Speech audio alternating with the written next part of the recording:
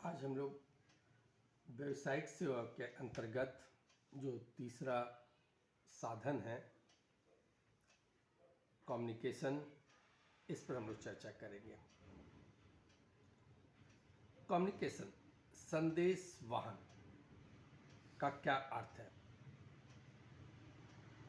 एक व्यक्ति के विचार को दूसरे व्यक्ति तक पहुंचाना, जिससे कि वो जान सके, समझ सके और आवश्यक हो तो उस पर अमल कर सके, यही संदेश वाहन है।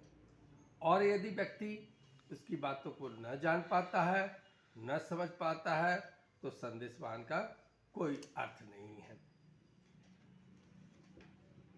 संदेश वाहन का माध्यम की यदि हम बात करें, साधन, मोड ऑफ कम्युनिकेशन, तो आज के संदर्भ में हम इसे दो वर्गों में विभक्त किए हुए हैं।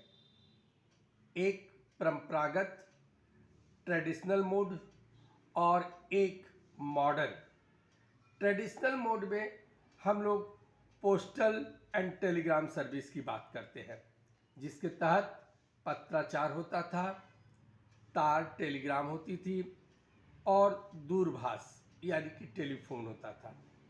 मॉडर्न की यदि बात करें तो मॉडर्न मोड में या स्टेज में एक कुरियर सेवा है, दूसरी मोबाइल सेवाएं हैं और तीसरा जो मॉडर्न ट्रेंड के रूप में आज है, जिसमें फैक्स है, इंटरनेट है, ईमेल सर्विस है। हम परंपरागत मोड की बात करें तो भारत में डाक और तार सेवा 1837 1835 में स्टार्ट हुई। उसके बाद रेल डाक सेवा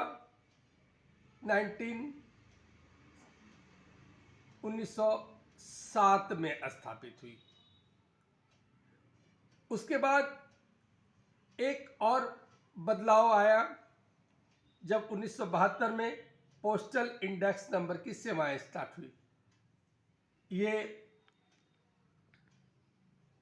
एड्रेस को आसान बनाने के लिए किया जाता रहा। पत्राचार की बात करें तो इसमें लिफाफे होते थे, पोस्ट कार्ड होते थे, जिसमें संदेश को लिखित कर कर एक स्थान से दूसरे स्थान तक पहुंचाया जाता था। डाक तार सर्विस की बात करें, टेलीग्राम सर्विस की बात करें तो इसमें एक व्यक्ति का एक स्थान से दूसरे स्थान तक संदेश को हूबहू पहुंचाया जाता था। दूरभाष सेवा तीसरी है। इसमें ये 1881 में भारत में प्रारंभ की गई और ये एक ऐसी मशीन डिवाइस थी जिससे एक व्यक्ति का वॉइस कॉल को दूसरे व्यक्ति तक पहुंचाया जाता था। शहर के अंदर जो कॉल होती थी उसे लोकल कॉल कहा जाता था और एक नगर से दूसरे नगर में जो कॉल होती थी उसे ट्रंक डॉयल कहा जाता था, है ना। और जब एक देश से दूसरे देश की बात होती थी तो इसे इंटरनेशनल ट्रंक डॉयल कहा जाता था।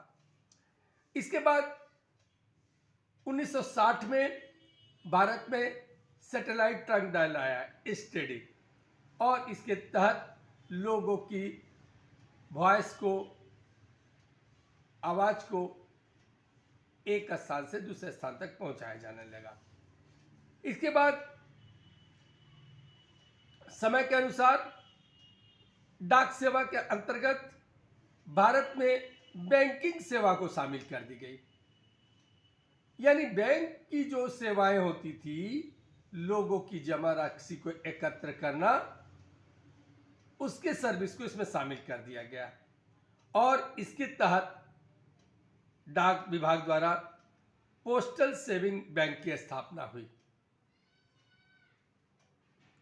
10 वर्षीय राष्ट्रीय बचत पत्र की बिक्री होती थी, 5 वर्षीय 5 years post office recurring deposit की लाया गया, किसान विकास पत्र लाया गया और डाकघर में मासिक आय योजना लागू की गई। यदि संदेह, ये तो था हमारा परंपरागत डाक सेवा, और उसके बाद संदेश वाहन की सेवा।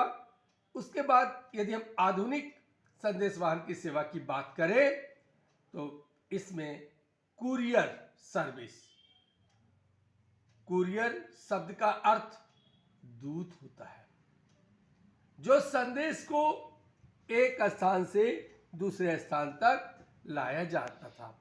पहले राजा महाराजाओं द्वारा दूत भेजकर कुरियर सर्विस दी जाती थी, उसी का ये आज नया स्वरूप है। इसके बाद मोबाइल सेलुलर फोन सर्विस आई, जिसमें एक छोटी सी उपकरण से लोग अपने संदेश को एक व्यक्ति से दूसरे व्यक्ति तक बहुत